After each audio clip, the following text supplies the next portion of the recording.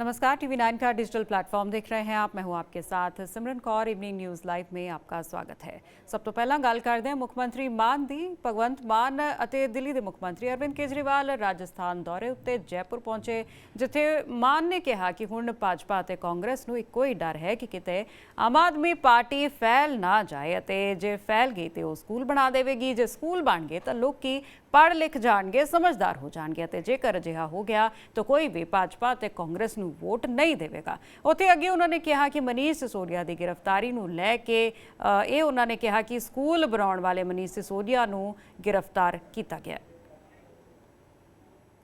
अब इनको एक ही डर है कि आम आदमी पार्टी दिल्ली और पंजाब से फैल ना जाए कहीं पूरे देश में, इसलिए ये कहते हैं जिसने स्कूल बनाए दिल्ली में, अरे स्कूल बना दिए, इतने अच्छे स्कूल बना दिए, गरीबों के बच्चे पढ़ लिख रहे हैं, गरीबों के बच्चे तो वकील बन रहे हैं, गरीबों के बच्चे तो डॉक्टर बन रहे हैं।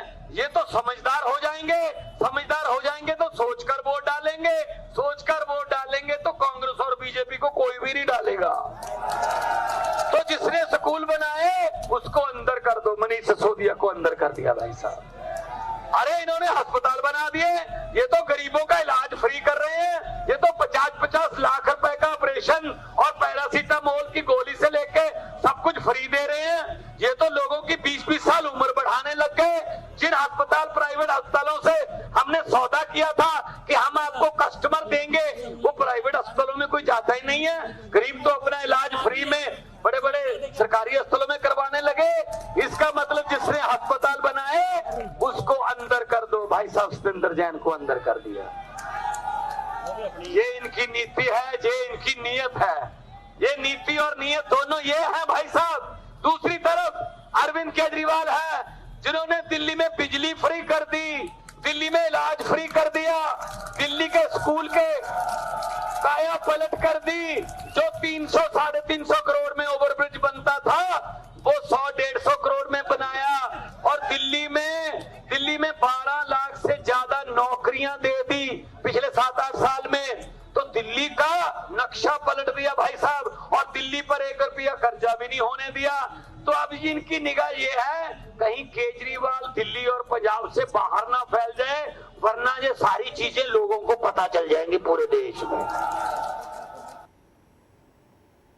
उत्थे पंजाब कांग्रेस वालों अज गौतम अडानी के खिलाफ हत्थां 'च तख्तियां फड़ के प्रदर्शन किया गया। प्रदर्शन दौरान कांग्रेस ने राज भवन तक पहुंचने की कोशिश की, पर चंडीगढ़ पुलिस ने कांग्रेसी आगुआं ते वर्करां नूं पंजाब कांग्रेस भवन तो अगे नहीं जाण दिता। इस दौरान लंबी जदोजहद तो बाद पुलिस मुलाजमां ने सारे कांग्रेसी आगुआं ते वर्करां नूं हिरासत विच लै लिया ते बसां विच बिठा लिया। इस तो पहलां पंजाब कांग्रेस भवन सैक्टर 15 चंडीगढ़ विखे सूबा प्रधान अमरिंदर सिंह राजा वड़िंग की अगुवाई हेठ पंजाब की समूची लीडरशिप ਅਤੇ वर्करां ने रोष प्रदर्शन किया ਅਤੇ भाषण भी दिते। कांग्रेसी आगू वर्करां ने संबोधन करते हुए हत्थां विच तख्तियां फड़ के नारेबाजी भी की कि मोदी अडानी ते मेहरबान होवे ਅਤੇ दोस्तां दी मदद करना बंद करे।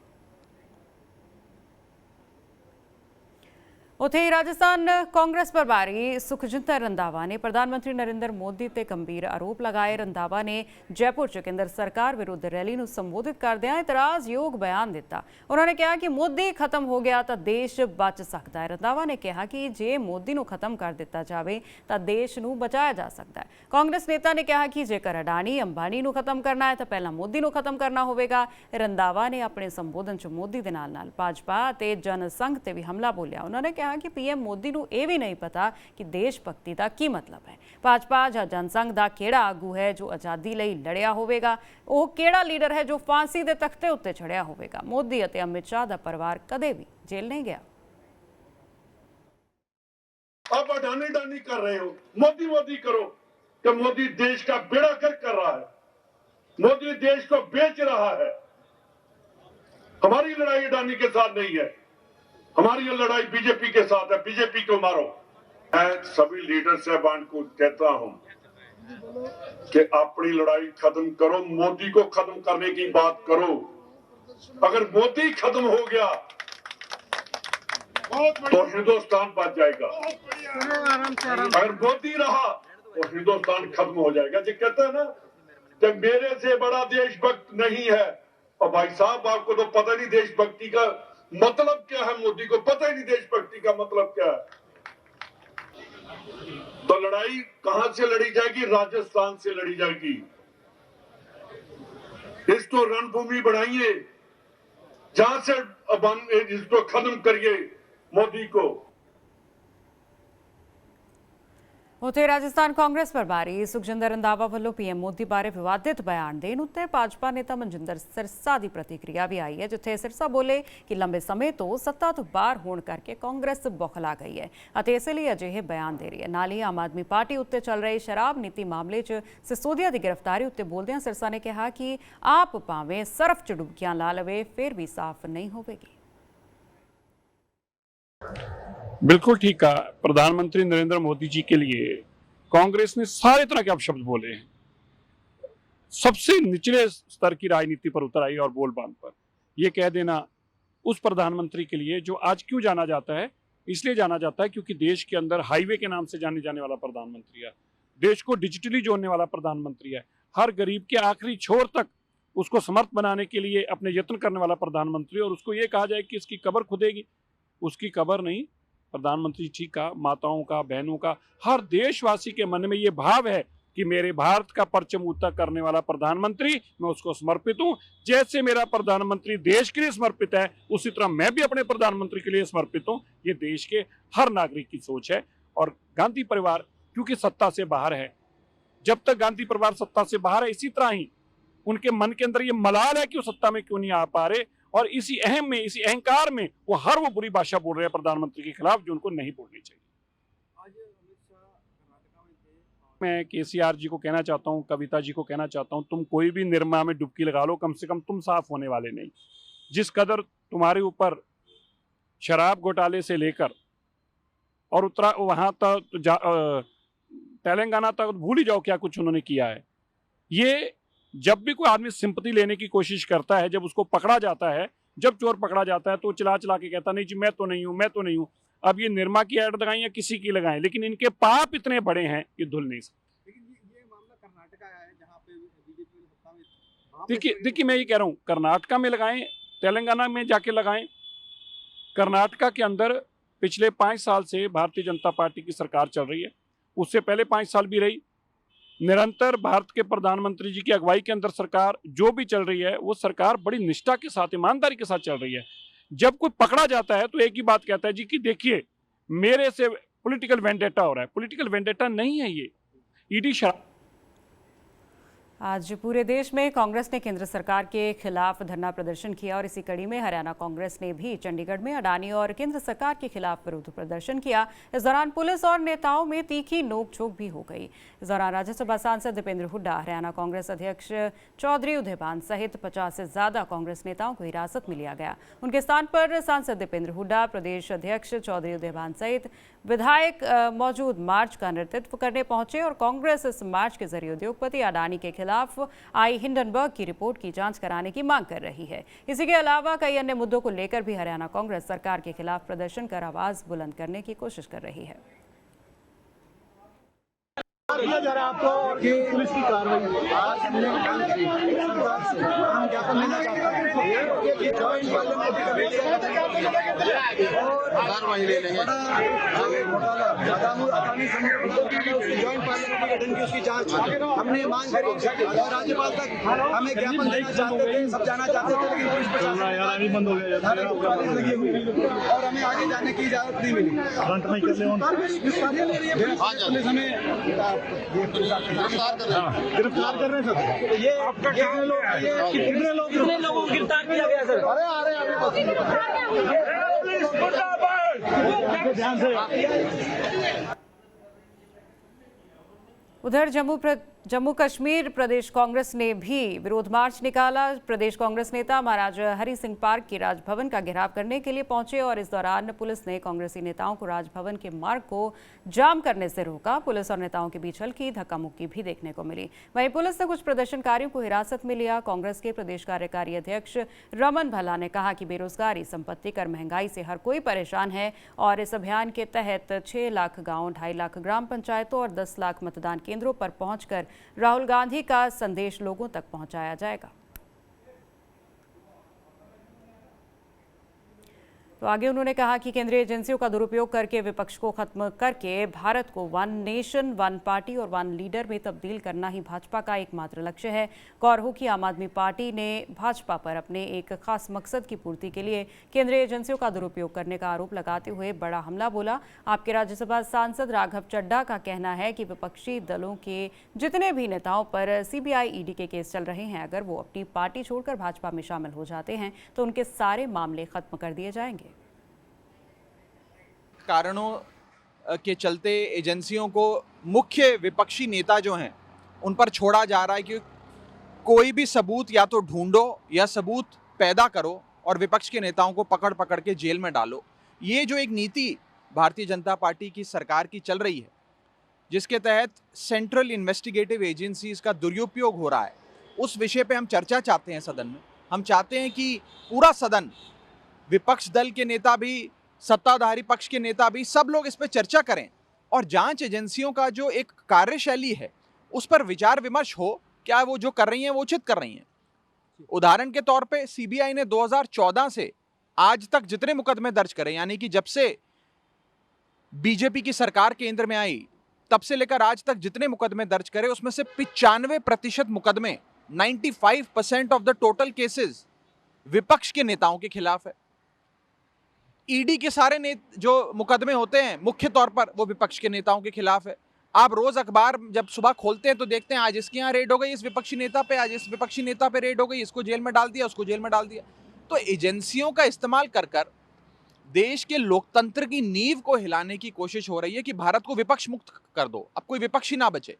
उस विषय पे हम चर्चा चाहते हैं और चाहेंगे कि सभापति जी सदन में इस विषय पे चर्चा कराएं। अभी उससे पहले कांग्रेस के जो नेता मल्लिकार्जुन खड़गे, उन्होंने विपक्षी दलों की मीटिंग बुलाई आपकी तरफ से। आम आदमी पार्टी के सांसद संजय सिंह वहाँ पे गए हुए हैं। कांग्रेस ने जिस तरह से दिखा, मनीष सिसोदिया के मुद्दे पे चुप्पी साध रखी थी, विरोध ही की, एक तरह से आप लोग के समर्थन में नहीं आई। आपको लगता है कि पार्लियामेंट में, सदन के भीतर कांग्रेस इस मुद्दे पर आपका साथ देगी? देखिए, हम अपनी लड़ाई स्वयं लड़ते हैं, अपनी लड़ाई स्वयं लड़ने की शक्ति रखते हैं और हमारे इस लड़ाई में कोई हमारे 4, 7, 8, 10 सांसद अकेले नहीं हैं। हमारे साथ देश की जनता है, दिल्ली के लोगों का प्यार है, पंजाब के लोगों का आशीर्वाद है, भारत के लोगों का प्यार हमें प्राप्त है और उनके सहारे, उनके सपोर्ट से ही हम इतनी मजबूती से अपनी आवाज़ बुलंद कर पाते हैं। बड़ी सच्चाई की ताकत चाहिए होती है सदन में खड़े होकर आवाज़ बुलंद करने की। ये तो लोगों का प्यार, आशीर्वाद है जिसके बदौलत हम मजबूती से सदन में इस विषय को उठाएंगे। दिल्ली के मुख्यमंत्री और आम आदमी पार्टी के संयोजक अरविंद केजरीवाल और पंजाब के मुख्यमंत्री भगवंत मान राजस्थान के दौरे पर आज जयपुर पहुंचे, जहां आपकी तिरंगा यात्रा में उन्होंने हिस्सा लिया। इस दौरान सीएम केजरीवाल ने कहा कि आज़ादी के बाद राजस्थान में 48 साल कांग्रेस की सरकार रही, 18 साल बीजेपी की सरकार रही, लेकिन फसलों के सही दाम नहीं मिले। आगे उन्होंने कहा कि किसान मजदूर आत्महत्या कर रहे हैं, वहीं शहीदों की पत्नियां जब अपना हक मांगने जाती हैं तो उन्हें बेइज्जत किया जाता है। इसके अलावा क्या कुछ बोले, आइए सुनते हैं। पूरे राजस्थान के कोने कोने से आए हुए यहाँ पे मेरे सभी भाइयों, बहनों, माताओं, बुजुर्गों, बच्चों, आप सब लोगों को मेरा नमस्कार, सबको मेरा प्रणाम। सबसे पहले मैं तहे दिल से आप सबका शुक्रिया अदा करना चाहता हूँ। मुझे पता चला है कि पूरी रात चल के कई लोग दूर दूर से कई सौ किलोमीटर से यहाँ पे आए हैं। मैं बता नहीं सकता कि इन शब्दों में आपका शुक्रिया अदा करूं। तहे दिल से आपका शुक्रिया अदा करना चाहता हूं। आपका इतना प्यार, आपका इतना सम्मान, यही हम लोगों को जिंदा रखता है। दोस्तों, आजादी के बाद से आज तक राजस्थान पे 48 साल कांग्रेस ने राज किया है। 48 साल, 18 साल बीजेपी ने राज किया। कम तो नहीं होते? अब ये बीजेपी कांग्रेस ये नहीं कह सकते भाई हमको मौका नहीं दिया। 48 साल बहुत होते हैं, 18 साल भी बहुत होते हैं। आज आप देख सकते हो राजस्थान का क्या हाल है। इतनी गरीबी, किसान आत्महत्या कर रहे हैं, मजदूर आत्महत्या कर रहे हैं, किसानों को अपनी फसल के दाम नहीं मिल रहे, बेरोजगारी हो रही है, महंगाई हो रही है, पूरे राजस्थान का बुरा हाल है, पेपर लीक हो रहे हैं, पेपर लीक हो रहे हैं। शहीदों की विधवाएं जब अपना हक मांगने के लिए जाती है तो उनको बेइज्जत करके उनको भेज दिया जाता है। पीडीपी प्रमुख महबूबा मुफ्ती ने जम्मू कश्मीर के पुंछ में जनसभा की और इस दौरान उन्होंने नौजवानों को लेकर कहा कि वैसे सरकारी नौकरियां बहुत कम हैं जो हैं उनमें धांधली होती है। जम्मू कश्मीर को लैब बनाया गया है, पहले यहां उपयोग किया जाता है फिर बाहर लागू किया जाता है। इसको लेकर उन्होंने कहा कि आज विपक्ष के नेताओं को जेल में डाला जा रहा है। 2019 में उन्हें जेल में डाला गया था। जब जम्मू कश्मीर को जेल में तब्दील किया गया, वहाँ के लीडरों को जेल में बंद किया गया, तो फिर से मुल्क में जो लीडरशिप थी उन्होंने आवाज़ नहीं उठाई, दबे दबे लफ्जों में कहा कि ऐसा नहीं होना चाहिए था।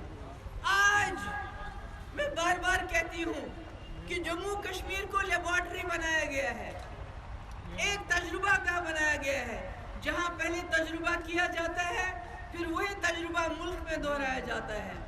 आज 2019 जब हम लोगों को कैद किया गया था, जेल में डाला गया था, आज पूरे मुल्क में अपोजिशन के लीडरों को जेल में डाल रहे हैं। आज कौन बात करेगा? आज वहां भी आईन की धज्जियां उड़ाई जाती हैं, जमहूरियत का गला घोटा जाता है। और आज आप सब अपोजिशन के लीडरों को समझ आ गया कि 2019 में जम्मू कश्मीर के लोगों के साथ क्या हुआ था, कितना बड़ा कांड हुआ था। और 2019 में भूचाल आया जम्मू कश्मीर में, और वो भूचाल अब तक नहीं रुका, अलग अलग शक्लों में आता है। कभी एंटी एनक्रोचमेंट ड्राइव, गरीबों के घर उजाड़ दिए जाते हैं। हमें मालूम नहीं कि कितनी देर के लिए हमने ये जो खूनी पंजा है पीले रंग का, उसको कब तक हमने बंद किया, मगर इनके जहन में ये सवाल है कि जम्मू कश्मीर वाहिद ऐसी रियासत है जहां गरीब से गरीब आदमी के पास भी सर पे अपनी छत है।